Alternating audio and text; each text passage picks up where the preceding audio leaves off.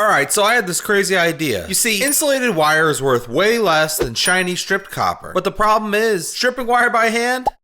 That's a pain in the butt. So I thought, why not grab a wire stripper and make life easy? But the big question, is it worth it? When that showed up at my doorstep for 300 bucks, I was excited. I mean, I dreamt about this for a while. Back in the day, it was a solid income stream, but I never really did the math. So that's exactly what I set out to do. Trying everything from common copper romex to aluminum triplex. And later on in the video, we'll have a full breakdown of each of the materials stripped, so stick around or fast forward. Unwrapping it was like Christmas morning. The first night, I set it up in my living room. Perks of living alone, right? Grabbed 10 pounds of wire and started cranking. The machine wasn't dialed in and my setup wasn't the best, so it took me an hour. Not a great start. But a few days later, I cranked down and got into the groove. Stripping 66 pounds of wire, I realized it added exactly $100 to the pot. My goal, get it all done in 1 hour. That would mean making $100 an hour. So worth it, right? So I cranked and cranked, but man, my forearms were on fire. And then the timer went off.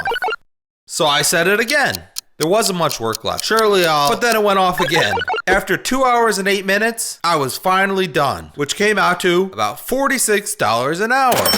And by the way, I have like no subscribers, so if you're getting any value out of this video, consider subscribing. It's free, and you can always unsubscribe if you don't like my content. Next, I tried fabric-coated antique service cable. This is the wire that brings electric from the pole into your house. And this fabric coated cable is what they used in the old days. Tough stuff, but the wire stripper ate through it like a champ. I managed 46 pounds in half an hour, which came out to almost 150 bucks. But there was one key issue with this. The insulation was so old that it became brittle and started cracking off and making a huge mess everywhere. I think I'm still finding pieces of this plastic. And then on top of that, it kind of built up in the machine and it made this noise,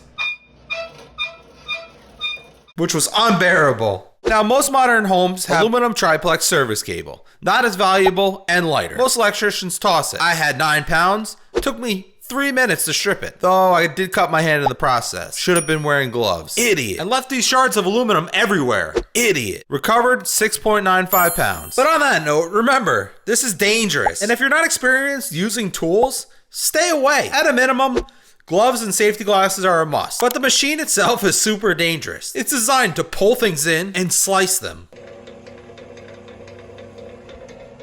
Look, it swallowed this hot dog faster than me. Pause. So keep your hands and fingers far away and always be ready to hit the off switch. All in all, I had 146 pounds of bare bright copper, 7 pounds of number 1 copper, 46 pounds of number 2, and 7 pounds of aluminum. Breakdown? Now for the results. I took the value after stripping and subtracted the value from before I started. Clearly, this wasn't a perfect experiment. There were tons of variables that we couldn't account for, like how focused or tired I was while working. But I'm no scientist, so this'll do. The romex we went over earlier, and with that math out of the way, I moved on to aluminum. It took me 3 minutes to strip 9 pounds, which to my surprise was more profitable than the romex, almost 50 an hour. The reason being is how much fatter the aluminum wire was. And unlike the romex, you only have to strip it once. And then finally we have service cable. Holy cow, 130 per hour. It makes sense. The machine can strip so many feet per minute. And if the wire is heavier per foot, we're more efficient. And on that note, there's one type of wire I'm upset I was unable to try. 500 MCM copper cable. I don't know any electricians that use this regularly, but that's where the money is. And there's a creator I watch, Derek from Project Shop FL, who gets his hands on tons and tons of it and makes a killing doing it. I definitely recommend checking out his channel if you like wire stripping content. Lastly, I figured out how many pounds it would take for the wire stripper to pay for itself. Romex 198, aluminum 1100, service cable 131. So with what I've done, it's already more than paid itself back. But is it worth it?